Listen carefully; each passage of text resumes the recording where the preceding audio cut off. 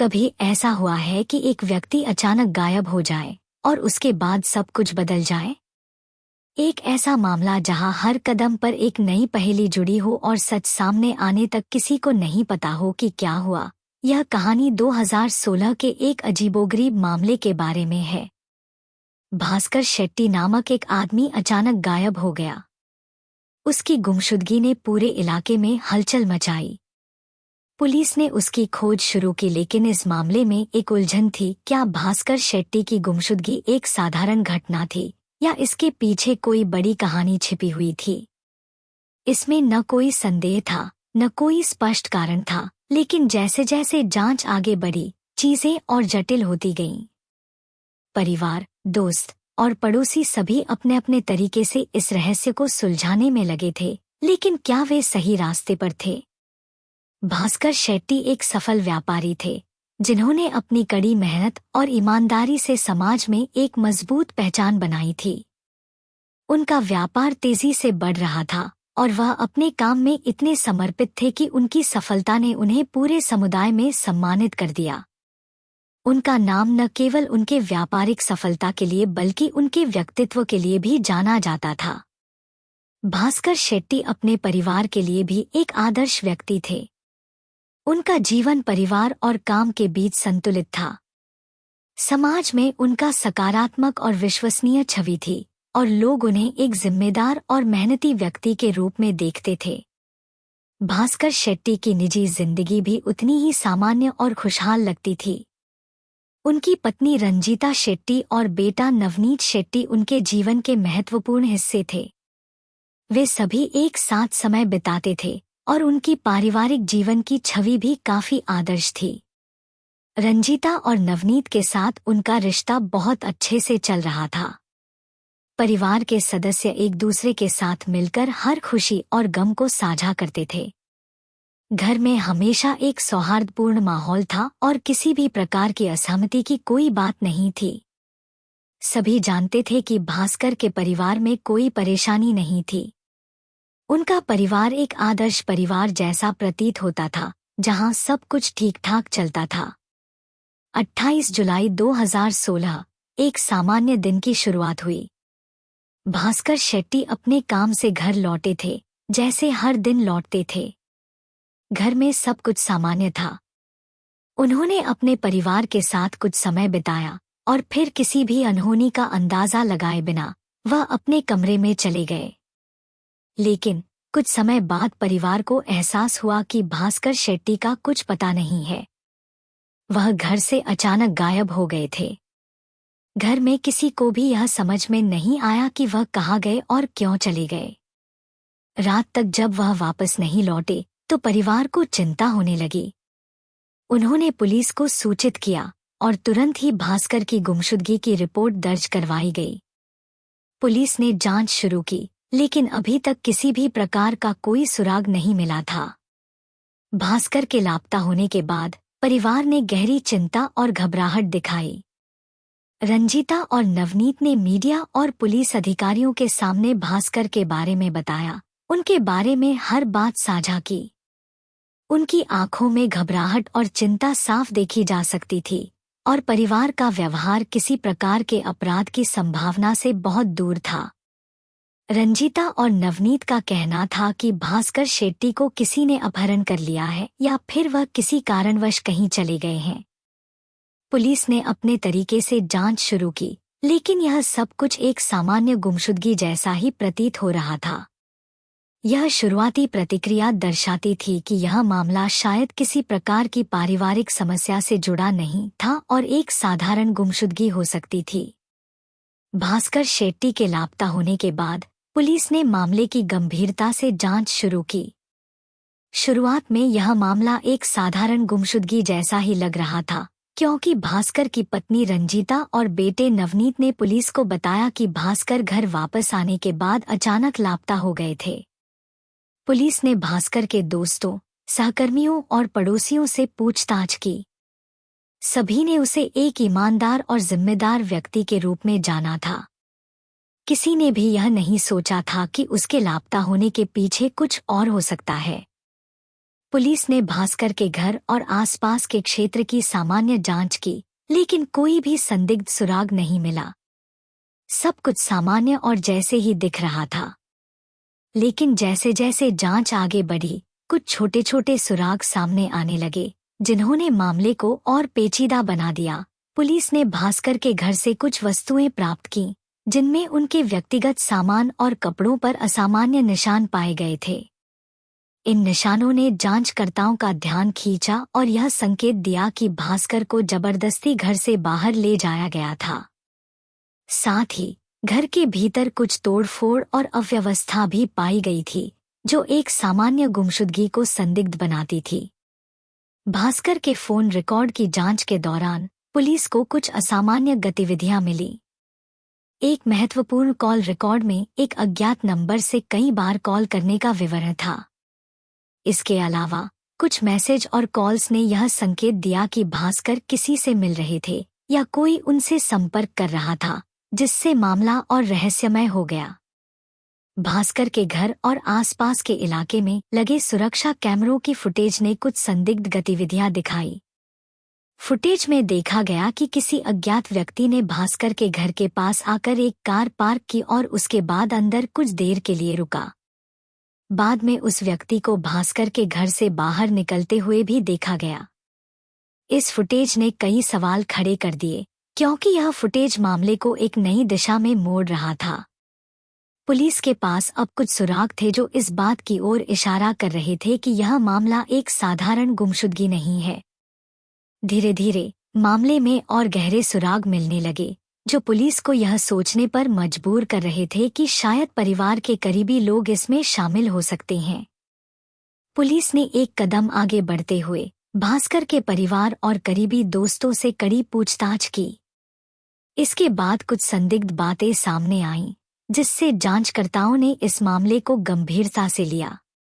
जांच में यह भी सामने आया कि भास्कर के परिवार में कुछ तनावपूर्ण स्थितियां थीं, लेकिन पुलिस ने इसे अभी तक सार्वजनिक नहीं किया था। इन छोटे सुरागों ने इस मामले को और पेचीदा बना दिया।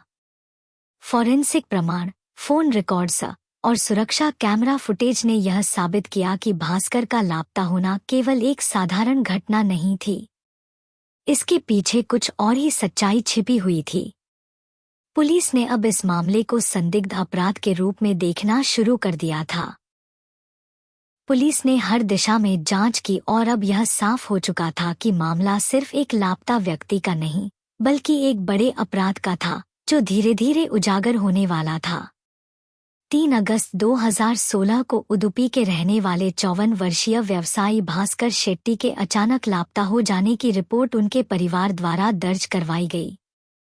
रिपोर्ट के अनुसार वह 2 दिन पहले यानी 1 अगस्त को घर से निकले थे और वापस नहीं लौटे। उनकी पत्नी रजनी शेट्टी और बेटा नवनीत शेट्टी ने पुलिस को बताया कि भास्कर अचानक बिना किसी सूचना के घर से चले गए थे और उनका मोबाइल भी स्विच ऑफ था। भास्कर शेट्टी एक प्रतिष्ठित व्यवसायी और खाड़ी देशों में सफल उद्यमी रहे थे, जिनका उडुपी में भी एक पूजा स्टोर और अन्य संपत्तियां थीं। पड़ोसियों, कर्मचारियों और परिचितों से पूछताछ करने पर पता चला कि भास्कर एक जिम्मेदार और व्यवहारिक व्यक्ति थे, जो बिना कारण घर से इस तरह नहीं जा सकते थे। कुछ ही दिनों के भीतर पुलिस को कई संदिग्ध सुराग मिले, जिन्होंने इस केस को एक गंभीर आपराधिक मामले में बदल दिया। पुलिस ने भास्कर शेट्टी के मोबाइल फोन की कॉल डिटेल्स निकाली। वहां से पता चला कि 1 अगस्त को शाम के समय के बाद उनका मोबाइल बंद हो गया था। इसके अलावा उनकी पत्नी रजनी और बेटे नवनीत के कॉल व्यवहार में कुछ संदेहास्पद गतिविधियां पाई गईं, जैसे एक ही नंबर पर बार बार कॉल करना, कॉल्स डिलीट होना और कुछ कॉल देर रात को होना। पुलिस ने इलाके की सीसीटीवी फुटेज खंगाली। भास्कर के घर के आसपास लगे कैमरों में कुछ ऐसी फुटेज मिली, जिनमें संदिग्ध हलचल देखी गई। विशेष रूप से उस दिन रात के समय कुछ भारी वस्तुओं को घर से बाहर ले जाते हुए देखा गया था। एक गवाह, जो घर के पास रहता था, ने पुलिस को बताया कि उसने 1 अगस्त की रात को शेट्टी के घर से धुएं और जलने जैसी बदबू आती हुई महसूस की थी। जांच के दौरान पुलिस को जानकारी मिली कि राजेश शेट्टी नामक व्यक्ति, जो एक तांत्रिक और रजनी का करीबी था, ने भास्कर शेट्टी के गायब होने के दिन एरनाल मंदिर के होमकुंड यज्ञ कुंड में देर रात को जलाया था। जब पुलिस ने मंदिर का निरीक्षण किया तो वहां की राख में हड्डियों के टुकड़े, दांत और गहनों के अवशेष मिले। जब पुलिस ने रजनी, नवनीत और राजेश शेट्टी से कड़ाई से पूछताछ की तो मामला सामने आ गया। उन्होंने कबूल किया कि 1 अगस्त की शाम भास्कर को घर में ही मारा गया। नवनीत और राजेश ने मिलकर भास्कर के सिर पर लोहे की रॉड से वार किया और उसकी हत्या कर दी। फिर शव को एक बड़े बैग में रखकर एरनाल मंदिर ले जाया गया, जहां उसे तांत्रिक विधियों से यज्ञ कुंड में जलाया गया ताकि सबूत मिटाया जा सके। मंदिर की राख से प्राप्त हड्डियों और दांतों को डीएनए टेस्ट के लिए भेजा गया। कुछ समय बाद फॉरेंसिक लैब से रिपोर्ट आई कि ये अवशेष भास्कर शेट्टी के डीएनए से मेल खाते हैं। इससे पुष्टि हो गई कि उन्हें हत्या कर यज्ञ कुंड में जलाया गया था। पुलिस द्वारा कड़ी पूछताछ के दौरान रजनी शेट्टी, उसका बेटा नवनीत शेट्टी और तांत्रिक राजेश शेट्टी टूट गए और उन्होंने पूरे हत्याकांड की साजिश और क्रियान्वयन का खुलासा कर दिया। पूछताछ में सामने आया कि भास्कर शेट्टी की हत्या कोई अचानक उठाया गया कदम नहीं था, बल्कि एक अच्छी तरह से रची गई साजिश थी, जिसे तीनों, रजनी, नवनीत और राजेश, ने मिलकर कई दिनों तक योजना बनाकर अंजाम दिया था। रजनी शेट्टी और राजेश शेट्टी के बीच लंबे समय से गहरे अवैध संबंध थे। भास्कर शेट्टी, जो कि एक अनुशासित और धार्मिक व्यक्ति थे, इन संबंधों से अनजान नहीं थे और उन्होंने इस पर आपत्ति जताई थी। रजनी को डर था कि अगर भास्कर ने कानूनी कदम उठाया तो वह उसे संपत्ति से बेदखल कर सकता है। भास्कर शेट्टी खाड़ी देशों में वर्षों से काम करके करोड़ों की संपत्ति बना चुके थे। उडुपी में उनके नाम पर पूजा सामग्री की दुकानें, फ्लैट्स और अन्य संपत्तियां थीं। यह बात रजनी और नवनीत को मंजूर नहीं थी। उन्हें डर था कि भास्कर की मृत्यु के बिना वे संपत्ति पर हक नहीं जमा पाएंगे। राजेश शेट्टी, जो खुद को एक तांत्रिक बताता था, रजनी के साथ रिश्ते में था और वह रजनी को यह यकीन दिलाता था कि वह उसके जीवन को सुरक्षित और धन समृद्ध बना सकता है अगर वे भास्कर को रास्ते से हटा दें। उसने न केवल मानसिक रूप से रजनी को प्रभावित किया बल्कि हत्या की पूरी योजना में सक्रिय रूप से भाग भी लिया। भास्कर के शव को एक प्लास्टिक की शीट में लपेटकर बड़े ट्रैवल बैग में रखा गया। फिर राजेश और नवनीत ने मिलकर शव को कार में डालकर एरनाल मंदिर स्थित होमकुंड में ले जाकर जलाया। राजेश ने हत्या के बाद शव को पूरी तरह से जलाने के लिए यज्ञ की आड़ में तांत्रिक क्रिया की योजना बनाई थी। यज्ञ कुंड की आग में पेट्रोल और अन्य रसायनों का प्रयोग किया गया जिससे शव पूरी तरह जल सके और सबूत मिट जाएं। भास्कर के शव के साथ उनके पहने हुए गहनों, घड़ी और कुछ व्यक्तिगत वस्तुओं को भी जलाया गया ताकि उनकी पहचान न हो सके। पुलिस ने तीनों आरोपियों को गिरफ्तार कर कोर्ट में पेश किया और उनके खिलाफ हत्या, सबूत नष्ट करने और साजिश रचने के गंभीर आरोप लगाए। चार्जशीट में पुलिस ने निम्नलिखित प्रमुख बिंदुओं को शामिल किया: हत्या की पूर्वनियोजित योजना, अवैध संबंधों की भूमिका, संपत्ति हथियाने का मकसद, शव को यज्ञ कुंड में जलाकर सबूत मिटाने की कोशिश, फॉरेंसिक और डीएनए प्रमाण। यह मामला मीडिया में आने के बाद पूरे कर्नाटक और देश भर में चर्चा का विषय बन गया। लोगों को यकीन नहीं हो रहा था कि एक मां और बेटा मिलकर इतनी क्रूरता कर सकते हैं। रजनी और नवनीत की संस्कारी छवि और एक प्रतिष्ठित व्यवसायी के साथ ऐसा क्रूर अंत, इन सभी बातों ने इस केस को एक बड़ी सनसनी में बदल दिया। अदालत में यह मामला कई वर्षों तक चला और तीनों आरोपी रजनी, नवनीत और राजेश शेट्टी न्यायिक हिरासत में रखे गए। गवाहों के बयानों, फॉरेंसिक प्रमाणों और स्वयं आरोपियों के इकबालिया बयान के आधार पर अभियोजन पक्ष ने उन्हें सख्त सजा दिलाने की मांग की। भास्कर शेट्टी की हत्या के मामले में जब रजनी शेट्टी, नवनीत शेट्टी और तांत्रिक राजेश शेट्टी को गिरफ्तार किया गया तो यह केस न केवल स्थानीय बल्कि राष्ट्रीय मीडिया की सुर्खियां बन गया। सभी आरोपी न्यायिक हिरासत में भेज दिए गए और उनके खिलाफ हत्या, आपराधिक साजिश और सबूत मिटाने जैसी कई गंभीर धाराओं में केस दर्ज हुआ।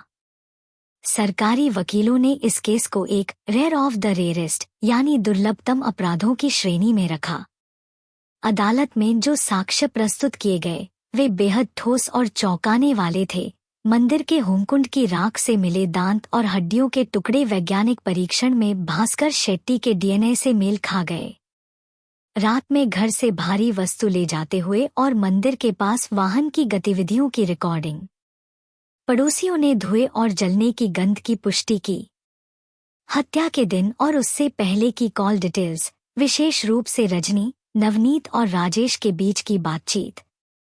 शुरू में आरोपियों ने जुर्म से इनकार किया, लेकिन बाद में पूछताछ और सबूतों के सामने टूट गए और अपना गुनाह कबूल कर लिया।